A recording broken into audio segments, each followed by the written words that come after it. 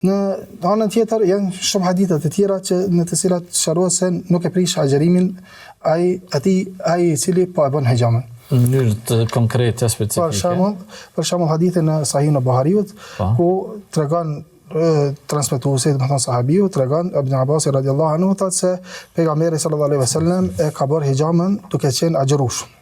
Kjo hadith është në konkret për hexhamin, jo për interpretim ose kuptimet përgjithshme. Domethënë se pejgamberi alayhis salam duke qenë agjërushëm e ka bërë hexhamin.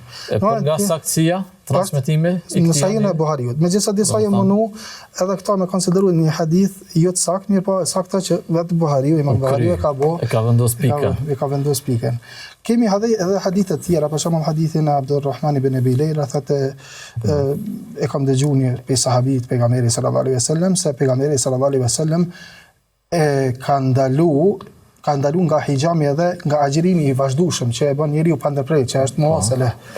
Mirë po nuk e ka bëu haram, mirë po nga shkaku i kujdesit për sahabët e tij në mënyrë që ata mos më dobësojnë. Po ashtu edhe Buhariu e përmend një hadith domethënë Sahihun e tij ka thënë Shu'ba domethënë kam dëgjuar Thabit el-Bunanin duke thënë se është pyetje Anas ibn Maliku, hal kuntum takrahuna al-hijam li-saim? Qala la illa min ajli ad-da'f. Ka thënë a keni urrejt hijamin për domethënë për agjërusin? Ka thënë jo, vetëm se për shkak të që dobëson trupin e njeriu. Ka edhe një hadith tjetër që domethënë mëson kujtohet është hadithi e Abu Sa'id al-Khudri që pejgamberi sallallahu alaihi wasallam rakhasa lil-hijama lis-saim.